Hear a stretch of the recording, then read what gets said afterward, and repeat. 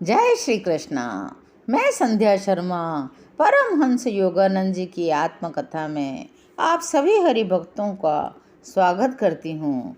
गुरुदेव के संदेश पाते ही योगानंद जी भारत आ पहुँचते हैं, कलकत्ता में रायपुर पहुँचते हैं और अपने गुरु युक्तेश्वर जी से भेंट करते हैं। गुरु के दर्शन के लिए जाने पर गुरु के चरणों में कोई न कोई भेंट अर्पण करने की प्रथा है।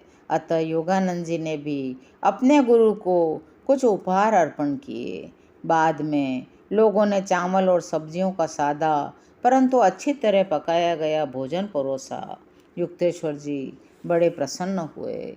मैं मिस्टर राइट भारतीय रीति से ही भोजन कर रहा था। गुरुदेव बड़े प्रसन्न हुए।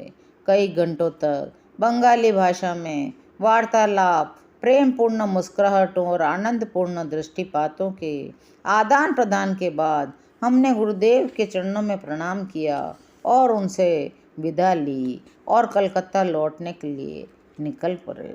मैं इस आध्यात्मिक ऐश्वर्य का बाहर से ही ध्यान कर रहा था, लेकिन मुझे ऐसा लगा मुझे भी एक दिव्य आशीर्वाद गुरुदेव का मिल चुका है। अमेरिका, यूरोप और फिलिस्तीन से युक्तेश्वर जी के लिए मिस्टर राइट ने भी कई उपहार खरीदे थे। उन्होंने उपहार मुस्कुराते हुए स्वीकार कर लिए, परंतु कहा कुछ नहीं। जर्मनी में मिस्टर राइट कहते हैं, मैंने अपने स्वयं के उपयोग के लिए एक छाता युक्त छड़ी खरीदी थी। भारत आने के बाद मैंने वह छड़ी गुरुदेव को अर्पित करने का निर्णय किया। गुरुदेव हंसते हुए बोले, यह उपहार मुझे सचमुच बहुत पसंद आया। सब उपहारों में ये छड़ी ही ऐसी थी जिसे वे उनसे मिलने आने वालों को दिखाते थे। गुरुदेव, आपकी आज्ञा हो तो बैठक खाने के लिए एक नया कालीन लाना चाहता हूँ। यदि तुम्हारी इच्छा है तो ले आओ, पर देखो मेरा व्याघ्र चर्म कितना अच्छा और स्वच्छ है। इस छोटे से कमरे का मैं राजा हूँ। इसके बाहर विशाल जगत है जिसमें लोग केवल बाह्य वस्तुओं में ही रुचि रखते हैं। उनके मुख से इन शब्दों को सुनते ही मिस्टर राइट को लगा जैसे समय मुझे पीछे ले गया है।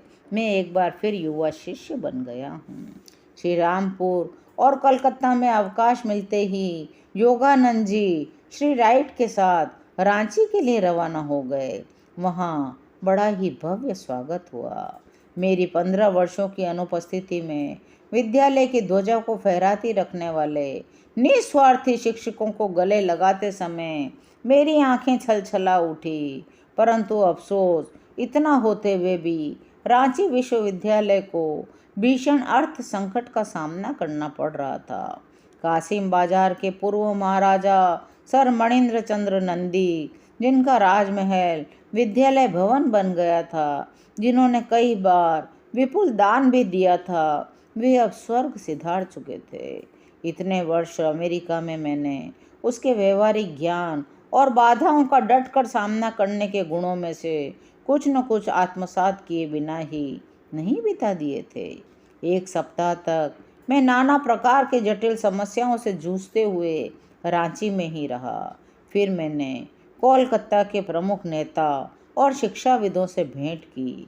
मैंने कासिम बाजार के नए युवा महाराजा से भी लंबी बातचीत की और उनके पिताजी की आर्थिक सहायता के बारे में भी बताया।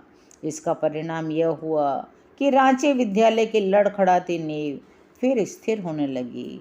ठीक समय पर भी मेरे अनेक अमेरिकी शिष्यों ने भी काफ़ी दान भेज दिया था।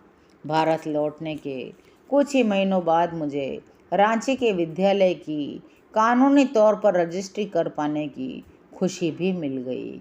इस प्रकार चिरस्थायी निधि युक्त योग शिक्षा केंद्र का मेरा जीवन स्वप्न साकार हो गया। मेरे इसी स्वप्न ने 1917 में केवल 7 विद्यार्थियों के साथ इस विद्यालय की शुरुआत करने के लिए मुझे प्रेरित किया था। योगदास सत्संग ब्रह्मचर्य विद्यालय के नाम से चल रहे इस विद्यालय में माध्यमिक एवं उच्च विद्यालय के कक्षा वर्ग खुले प्रांगण में चलते हैं। बच्चों की खेल क्रीड़ा में प्रोत्साहन दिया जाता है। हॉकी और फुटबॉल के खेलों से मैदान गूंजता है। छात्रों को अपनी इच्छा शक्ति के बल से मांसपेशियों में शक्ति संचार करने की योगदा प्रणाली सिखाई जाती है। कोल, संथाल, मुंडा आदि प्रांत की आदिवासी जनजातियों के लिए प्राथमिक विद्यालय की शिक्षा हिंदी माध्यम में दी जाती है। रांची के विद्यालय की अपूर्व विशेषता यह है, यहाँ क्रिया योग की दीक्षा दी जाती है। बालक नियमित रूप से आध्यात्मिक साधना करते हैं, गीता पाठ करते हैं, सादगी, त्याग, आत्मसम्मान और सत्यानुशीलन की शिक्षा दी जाती है। बुराइयों से दुख ही मिलता है, अच्छाइयों से सच्चा सुख ही मिलता है। बुराइयों की तुलना विष मिश्रित शहद के साथ की जा सकती है, जो खाने का लालच तो मन में पैदा करती है, परंतु मृत्यु से लदी होती है। एकाग्रता की प्रविधियों के अभ्यास द्वारा शरीर एवं मन की चंचलता को अपने वश में कर लेने की प्रक्रिया के आश्चर्यजनक परिणाम भी सामने दिखते हैं। कारण रांची में 9-10 वर्ष के छोटे छोटे बालक घंटे घंटे भर या उससे भी अधिक समय तक स्थिर आसन में अपलक बिठाए दिखाई देते हैं। मेरा विद्यालय बहुत ही अच्छा था, जहाँ पे बगीचे में एक शिव मंदिर भी था। उस शिव मंदिर में लाड़ी महाशय का चित्र भी लगा हुआ था।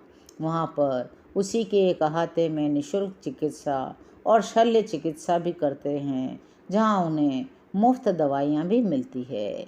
रांची समुद्र तल से 2000 फीट की ऊंचाई पर बसा है।